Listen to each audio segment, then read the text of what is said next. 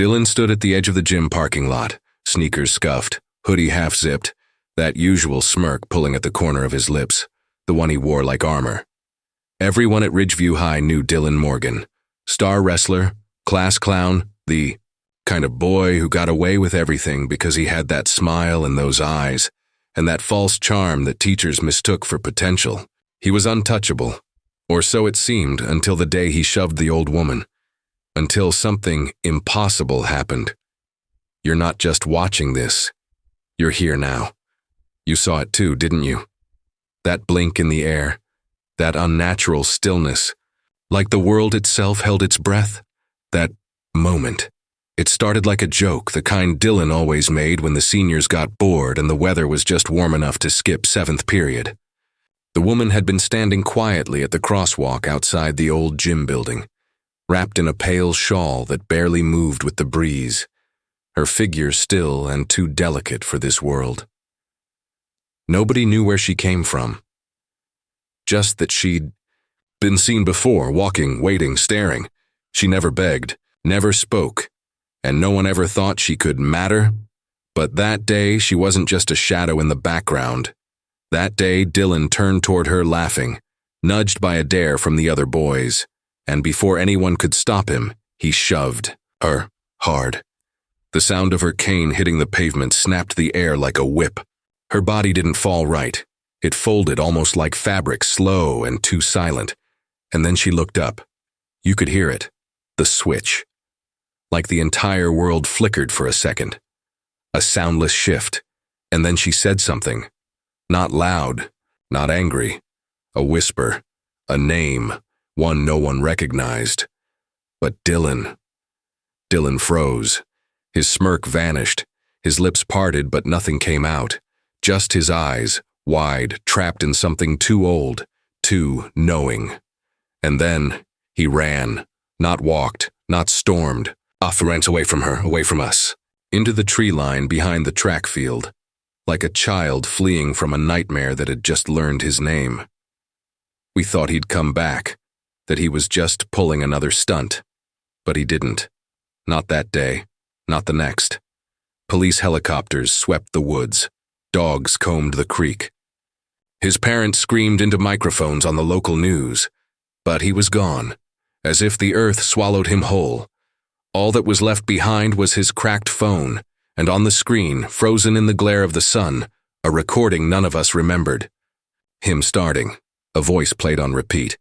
Not his, not hers, but someone else. A man's voice, scrambled, distorted, yet familiar, like someone you almost recognize in a dream. It whispered the same name the old woman had. Again and again, and then the part no one talks about. Every student who watched that video, every single one of us, heard something different. A different name, a different message. But we all knew what it meant. We all felt the pull. Like, our own reality had cracked just enough for something older to peer through. That was 2 years ago. Ridgeview never recovered. The gym was torn down. The old woman vanished too, left nothing behind but a single shawl caught in the branches of the fence. But last week I heard a baby say a name. Just a few months old, not even speaking yet. The name wasn't mine, but I knew it. And today someone sent me a voicemail, no number, just static. And that same voice, it said, "You saw, so now it sees you." And here's the part I can't stop thinking about. Why did she let him touch her in the first place? Why that day? And why, when I looked at her as Dylan ran, did she smile? Like she had been waiting for him. Wait, did you hear that? Did you hear? Behind you. The silence pressed harder than the night itself, thick and suffocating, like a secret locked in a chest where the key was long lost, or maybe never existed at all. You heard it too, right? That faint creak? Or was it a breath? The kind of sound you swear is real, but when you turn, nothing's there. Because maybe, just maybe, what we all saw or thought we saw wasn't real. Maybe it was something far worse. A fracture in our minds, a glitch in the memories we cling to, something slipping just beyond our grasp and turning our certainty into something shaky, fragile. For weeks now, that recording, the one pulled from Dylan's frozen phone, has been the only thing anyone talks about. except no one actually talks about it out loud. It's the kind of thing shared in hushed tones, passed around like an unmarked file you're not supposed to open. And here's the thing. Every time someone plays it, something changes. Not the recording itself, it's always the same distorted voice whispering that strange name. But the way people react, the details they swear they remember, they don't. Some say the voice commands them, others say it comforts them, and a few claim they hear messages that aren't even on the tape. Audio glitches flicker through the static like shadows moving just out of frame. Whispers, clicks, sometimes laughter that sounds too human to be accidental. It's a real unsolved mystery, the kind that gnaws at your sanity with questions you don't want to ask but can't stop hearing. I tried to understand. I went back to the gym parking lot, to the place where Dylan vanished. But it wasn't like the videos or the stories. The place looked ordinary. Too ordinary. Like a set that had been scrubbed clean. The shadows didn't stretch right. The air didn't feel right. And my own memories, they blurred. I started forgetting pieces, small things at first. What I was wearing that day, the exact face of the woman with the shawl.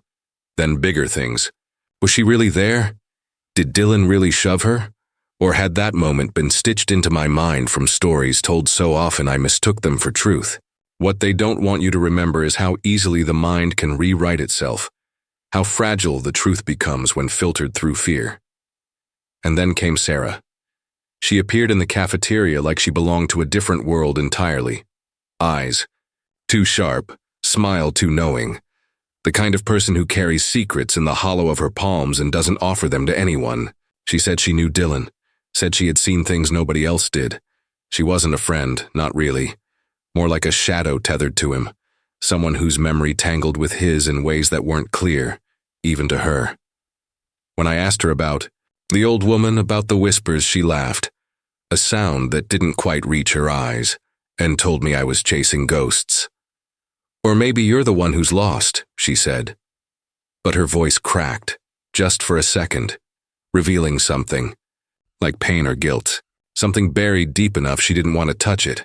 Sarah showed me her phone, a collection of videos that didn't make sense, footage from the day Dylan vanished, but the timeline was scrambled. Scenes overlapped and repeated. Faces flickered between people who looked nothing alike. One clip showed Dylan looking right at the camera, but his lips moved without sound, like he was mouthing a word meant only for her. Another caught a shadow stretching across the pavement, but the shadow wasn't Dylan's. It belonged to someone much taller, with hands that twisted like branches. She said she tried to explain it to the police, but they thought she was hiding something, or maybe that she was breaking. And when I pressed her harder, asking if she thought Dylan was still alive somewhere, she looked away and whispered, "Sometimes, it's better to forget the questions, to live with the not knowing. It's that not knowing that eats at me. The spaces between memories, the glitches in the recordings, the way Sarah's story keeps shifting every time I ask. And my own nights have started to bleed into this too. Dreams where I hear that voice from the recording calling my name, or wake up to find the shawl from the old woman folded at the foot of my bed, even though I never touched it. Am I breaking? Or is something else breaking me? Something watching from just beyond the veil, waiting for the line between real and unreal to snap. There are moments when I think the truth isn't out there, waiting to be found. Maybe the truth is what we refuse to remember, what they don't want us to uncover because some secrets aren't meant for light. The real unsolved mystery isn't about Dylan or the old woman.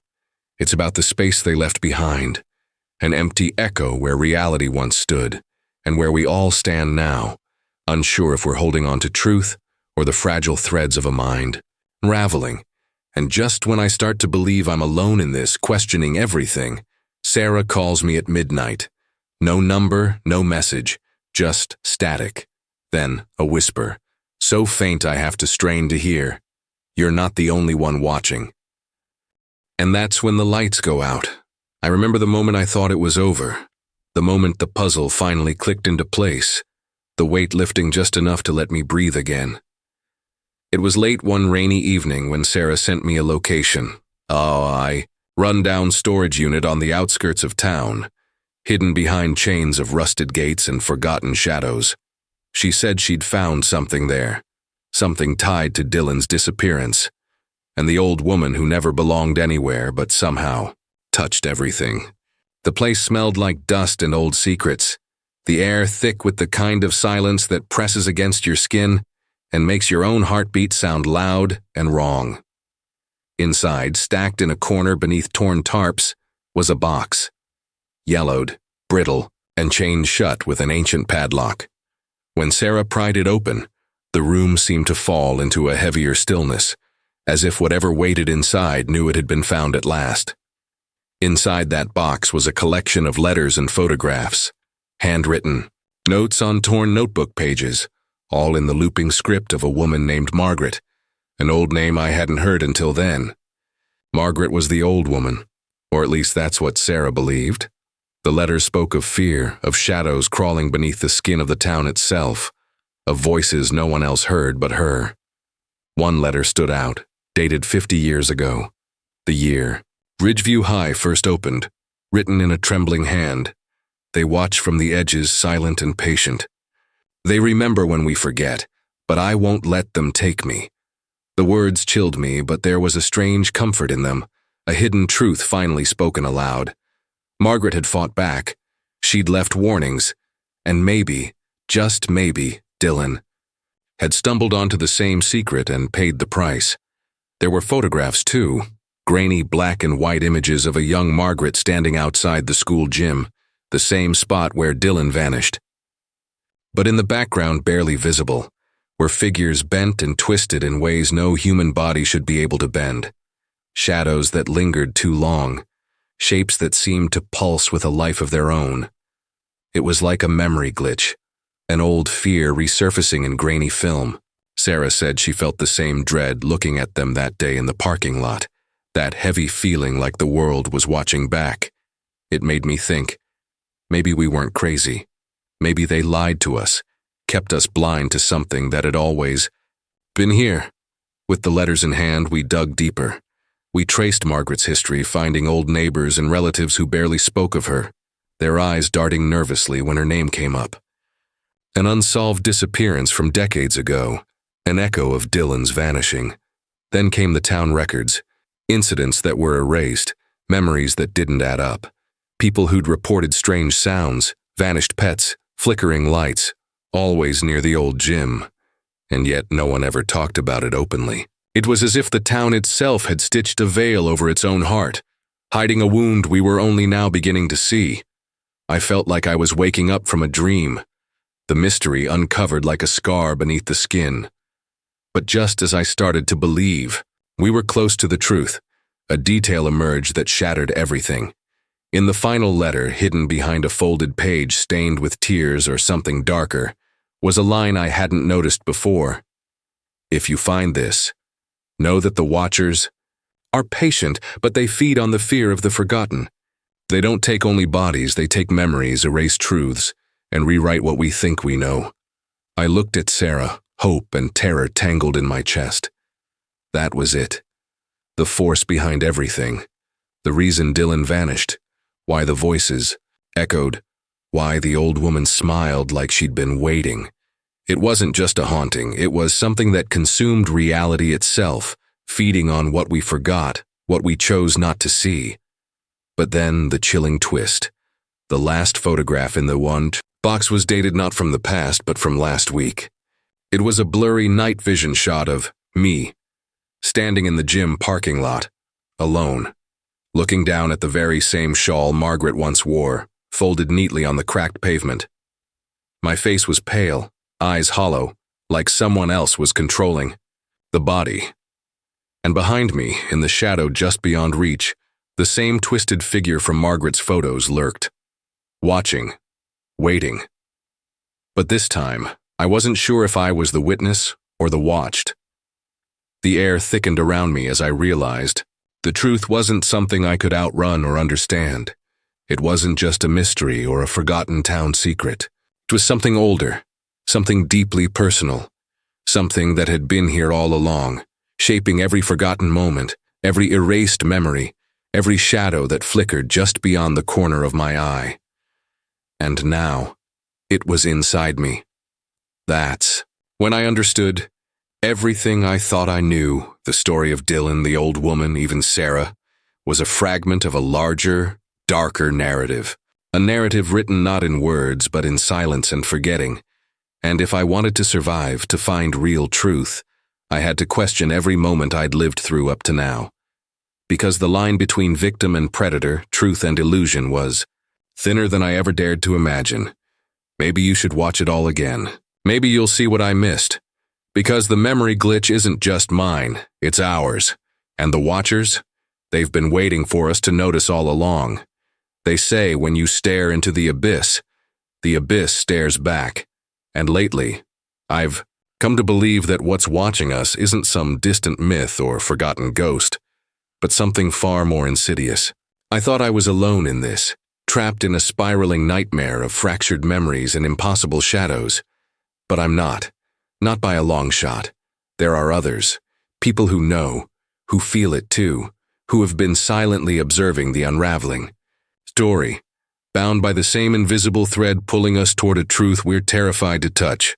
And maybe, just maybe, you are one of them. It started subtly, at first, almost like a glitch in the background of my life. Messages appearing where they shouldn't, a scribbled note tucked into the spine of a library book I didn't check out, a text with nothing but a symbol I'd seen in the old photographs from Margaret's box, and dreams that bled across the night in fragmented sequences so vivid, they felt less like nightmares and more like rehearsals for something I was meant to remember.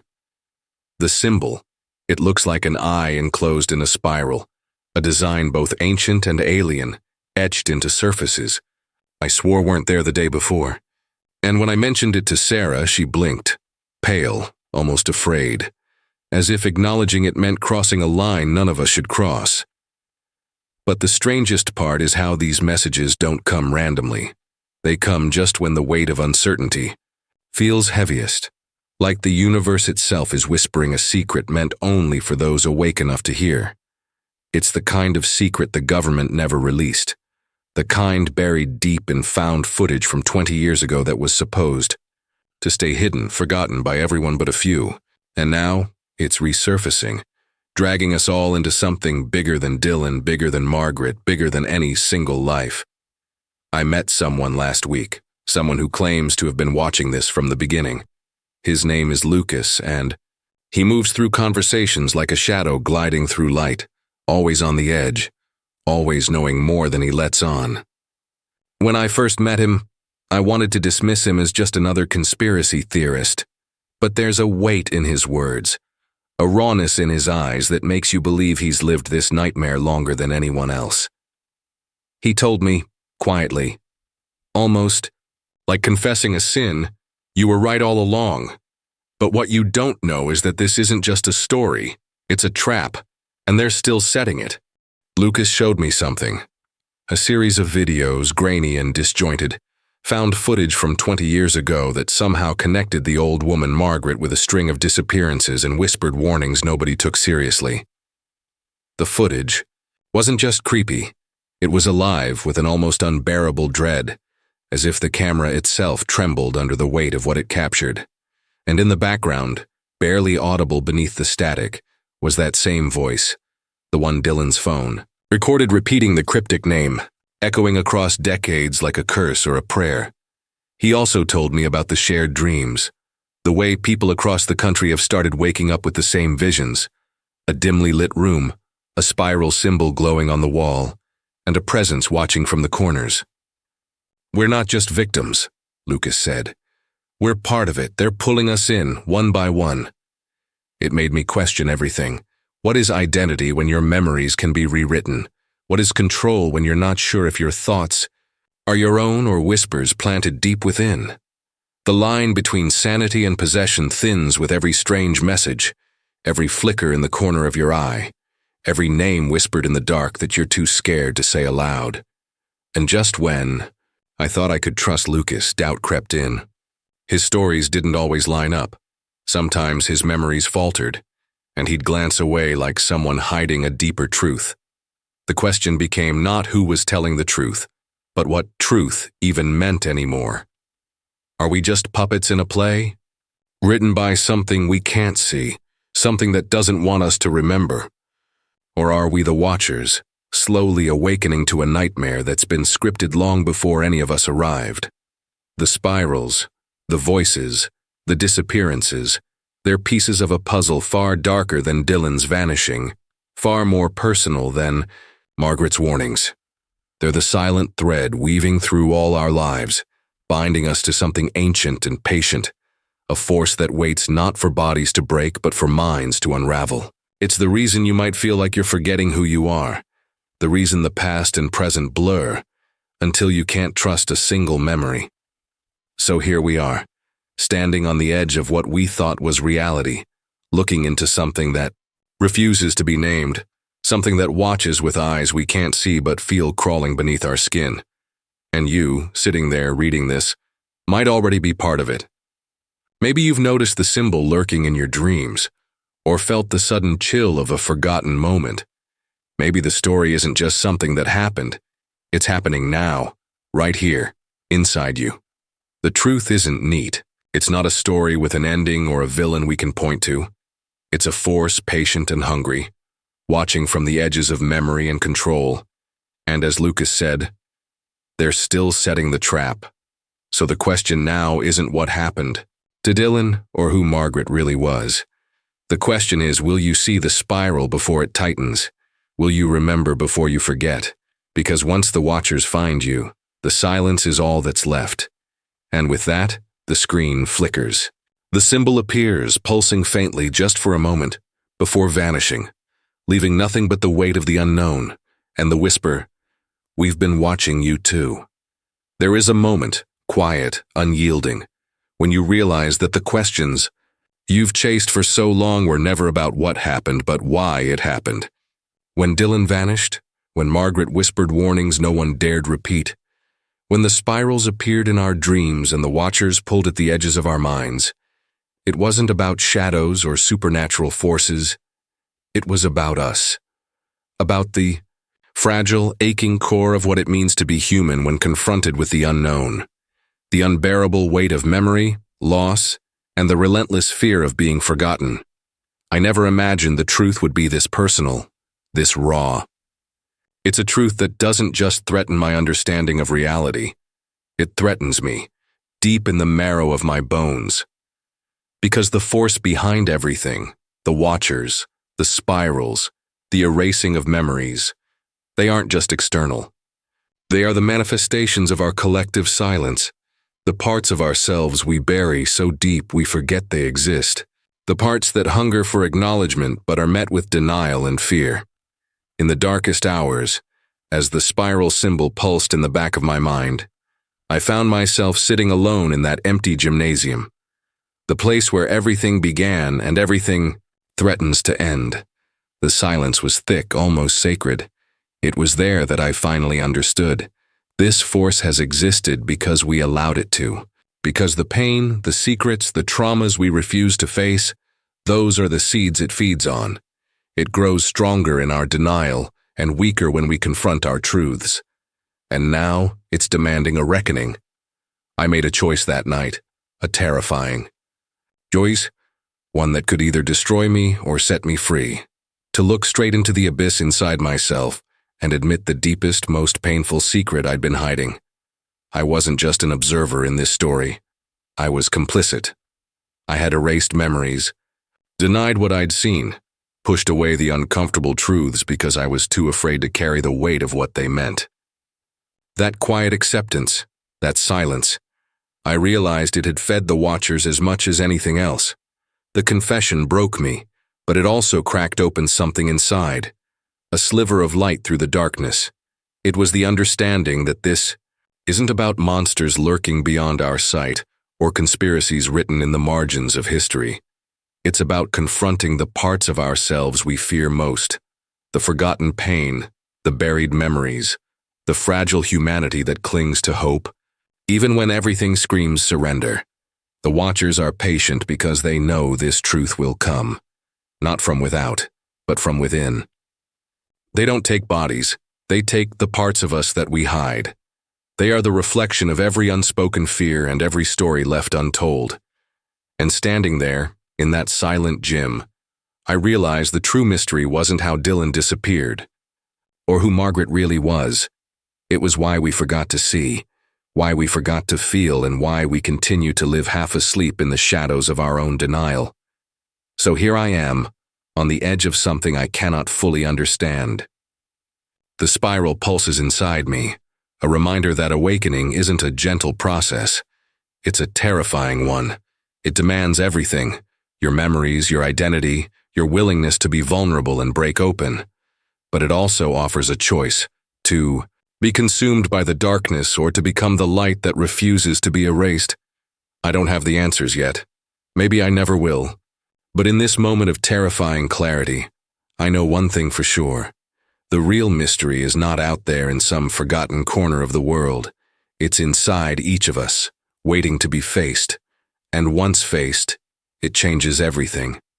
As the gym's emptiness swallowed me back into silence, I felt the Watchers retreat, not defeated, but waiting.